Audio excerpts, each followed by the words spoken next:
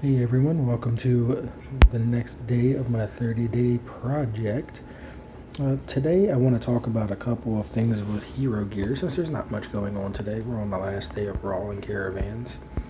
We won, our 2 days that we've needed to win so far. We're trying to get today. It's all or nothing for today for both sides. My team typically is asleep during the beginning of these events, so we got most of our points towards the end of the day. So we'll see how this plays out in the next 24 hours. The strongest governor event is coming up. For most people, they're either going to spend at KVK or they're going to spend at this event. This event gives a whole lot of Alcar shards. So there are people that go for first place just so they can boost up their heroes a little bit easier because there's not as much competition. Because there's a lot of people who save for the KVK battle. Sword lands tomorrow. Our little method of getting less people that are guaranteed to show up. It works most of the time. As you can see in this Legion, the other team did the same thing, so we're going to have pretty even fight there. In our first Legion, it's probably going to be a little easier for them because the powers are pretty much equal, but there's 6 people difference. So it's going to be probably easier for Legion 1 and harder for Legion 2. But I'm in Legion 2 and I'm the one that really enjoys battling there, so we'll talk about that more tomorrow. Anyway, so today I'm actually going to be doing a bear pit soon. We got one that's coming up in about 24 minutes. And I talked a little bit about bear pit before, but I didn't really talk a lot about it. One of the things that you should know about it is that there's a trap enhancement function. And when this is maxed out, your attacks against a raging bear do 25% more damage. It's a pretty decent buff. And it kind of can make a difference between your team doing 1.2 billion damage and not 1.2 billion damage. You can see there's a lot of 1.2s or higher in this particular pit here. And this one we didn't have any of our big whales in the other day, but still people got pretty close. I'm going to be there today to make sure that a couple people hit 1.2, but I wanted to set up my team before I did that. And I want to talk to you about the way I do my gear. So you'll notice that on my Margot, I have 25 in her gloves and armor, and I only did that so I can boost up the enhancement level with the forge hammers. You need it to be at least plus 20, and I liked everything to be at 25, 50, 75, or 100, just because of how much it impacts the gear itself. Every 50 levels is plus 100% of the gear's base abilities. Let me go to somebody that has just regular gear on. So when you're looking at a gear's base abilities, it's this stuff here. Hero attack, hero health, escort attack, escort health. Those are all 4 conquests, and then your expedition stats is 15%. So when you have a vanilla gear like this, if you raise it 50 levels, this goes to 300, 1500, 100, 500, and 30. So it's a full 100% boost when you go up plus 50 levels. So at 25 levels, I'm doing half of that. So at level 100, it's triple that. So every 50 levels is basically a second piece of mythic hero gear for that hero. So I like to stop at multiples of 25 just because it's a neat number. It makes things a little bit cleaner.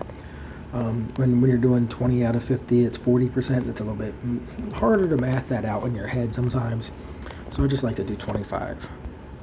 And then when you add in your forge hammers, that goes up another 10%. So if you're at level 50, every forge hammer increases the gear by another 10%.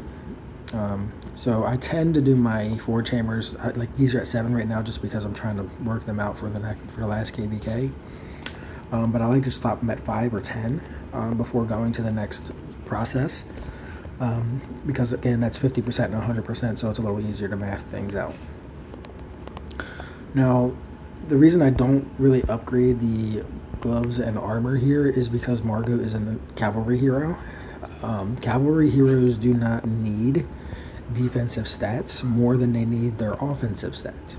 So since these only give health and these give lethality, I decided to boost her lethality more because she's going to be doing more damage more often than she's going to be taking damage.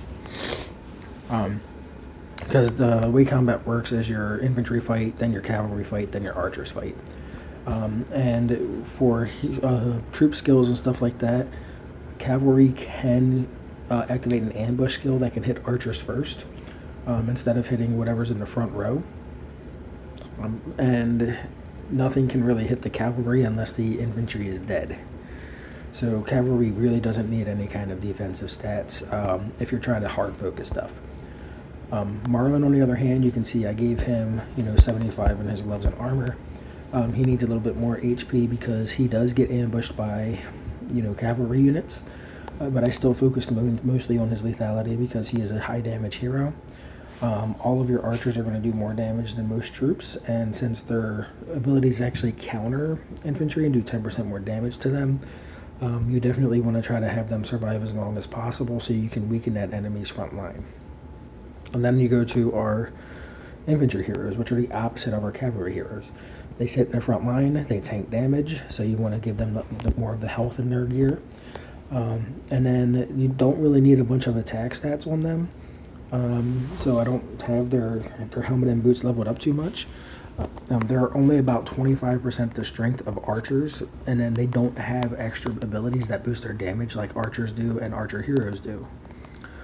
So they're honestly doing about like 8 to 9% of your total damage, if that, during combat. So you don't really need to have all of those stats boosted up. Plus, they only counter cavalry. They do 10% more damage to cavalry, but like I said, you can't attack the cavalry until the infantry's dead. So they're not really getting their troop advantage bonus either until the battle's almost over. So you don't really need damage stats on them because they're hardly ever dealing damage, which is the exact opposite of cavalry, who hardly ever take damage. And you can see I do that with my second team as well. Anyway, so that's kind of how I set up my gear. And then when I'm doing bear pit, I tend to just kind of remove some EXP from other areas and move it over, but today I'm just going to swap out some gear. I'm going to unequip Margot and put it on Petra because I use Petra for the bear pit. It just gives me 20 more levels into the helmet and boots, and the helmet has an extra 20% attack, so it's going to do more damage for me that way. And then for Alcar, I'm going to unequip him and put him on Amadeus. And Amadeus isn't a super strong infantry hero in a later game, but the reason he's good for bear pit is because he has these two skills for one, which are flat bonuses to your damage. So lethality up and attack up. No percent chances, they just do it.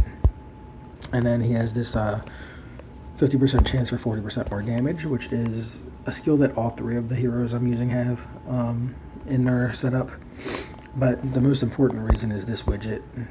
When he's in your rally, he increases your total attack by 15%, which for me puts it up to like, over 1,000. So it's definitely a good thing to have heroes with maxed out widgets when you're doing bear pit. And to be honest, if it's an attack widget, it's better than if it's not an attack widget. Currently, there is not a attack widget archer hero. But if you're going to use an archer with a lethality widget, then you want to use a cavalry and then infantry with an attack widget. The reason for this is because most of the time when you're doing your damage boosting, you want to focus more on the lower stat, because the closer your stats, your attack and lethality stats are to each other, the more damage you're going to do. But for most people, your attack is higher than your lethality in almost all situations, and widgets, unlike most bonuses, they actually increase your total stats by that percentage as like an end run calculation. So 30% more attack is going to give you a whole lot more damage increase than 30% more lethality, because your attack is a higher number. So if you're not doing like a flat bonus to your stat increases, like with gear and stuff like that, you really want to focus on your your attack more than your lethality for widgets. Now, you can math this out if you want. There's damage from your calculations in a bunch of different places on the internet. I know Frack has a Frackinator app, which if you put in your numbers in his Frackinator app, and then you just take away the widget bonuses, you can go in there and kind of add in your widget bonuses afterwards and see how it affects your damage and your ratio in Bear Pit. And I talked about that in the last video of the Frackinator app. So you can kind of work with your numbers on that app, and it'll show you how your damage is affected by doing different things. So go in there and try it. Put your attack widgets in on one of them and your lethality widgets in on the other, and then try to play around with it and see what you get the most damage on. And I guarantee you it's going to be 45% attack and 0% lethality does more damage than any other combination of widgets. Anyway, so once you've done that anyway, so to set up your hero gear, you want to go into your squad formations, and you want to set up your squads to be the best ratio for you. And again, use the Frackinator app to figure this out.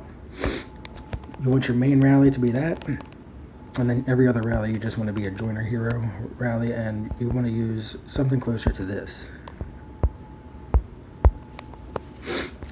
And that's because for most people, it's 2% infantry and between 26 and 30% cavalry.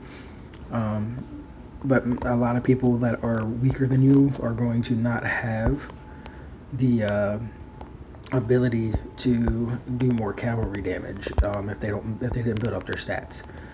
So it depends on if you're weaker or stronger than the people you're playing with. I'm usually stronger because I'm in a not very strong state in general, and my alliance is number 4 in that state. So I just set mine up to be kind of on the lower end for the cavalry damage. And then one thing that we talked about was joining rallies and stuff like that. Just so you know, when you're doing a rally, I'm going to start a terror, and then in a minute I'll show you what I'm talking about with this. When you start a rally for Bear Pit, you can actually adjust who's in your rally. And like I said, I'm going to do this in a minute because everybody has auto join on, which, by the way, if you don't know how to use auto join, it's this button down here. And you can go to your use formations. I tend to leave it empty, but you can put in heroes here if you want. Like if you want to put in a joiner hero and just, you know, some other random stuff, you can do this and then set up your balance. The problem with doing this, though, is that, as you can see, I have 165,000 troops, and I can send this to somebody. But if I do join a second rally, I'm only going to send 125,000 troops to that one, and it's going to autofill my infantry and cavalry before it fills anything else. So I'm not going to be sending them any archers if I put any archers in the original rally. So it makes it to where you're kind of like wobbly with what you're doing. So I just use a no hero formation usually. You can also just hit this all in button, which sends your strongest formation to the person. And then you can check out what things you want to do and not do. Like if your Terror Beast rewards are already done for today, you can unclick it, and then you'll only do Champions Way and Desert Trowel. But you tend to want to help your alliance out by doing Terror Beast rallies. Also, if you're going to do a rally, hold on, let me go to mine since I have people joining now. So like if I didn't like how this was set up, which I really don't because there's not enough joiners, I can remove some of the people from my rally and try to get more joiners in that have buff stats and stuff like that. Or maybe somebody didn't send the right troop formation for Bear Pit. Like if this was a Bear Pit join, I would not accept this because it's all infantry for the most part. So like I would look for somebody that's sending more archers and almost no infantry. So like you can adjust what you're doing and you know, remove people with this little red button. I also wanted to come in here and show you this yellow flag. So up in the left corner here. I gotta exit the rally and go back in. Hold on. There we go. This will show you the rally host stats right here. Their total lethality, attack, their squad bonuses and stuff like that. And then if they have any buffs on it, it'll be right below archer health. And this tells you the level of the skills in the rally. And then these ones down here tell you your if your widgets, or if that person's widgets are active and what level those widgets are. And then down here tells you what joiner heroes had the highest levels and were the first in the rally. So like if there was somebody with like a level 3 joiner, they wouldn't be in this list because these level 5s would overtake them. So these are the 4 buffs that my joiners are giving me. And that's how you kind of read a rally. So these are things that are important for Bear Pit, but they're also important for other areas of the game, like when you're doing rallies on the castle, or just fighting in Swordland or anything like that. You kind of need to know how to look at a rally, adjust it to your needs, and just optimize how you're fighting. So that's mainly what I wanted to talk about today, was adjusting your gear and learning how to do that stuff with the rally. Just as usual, if you feel like you learned anything, please like and subscribe.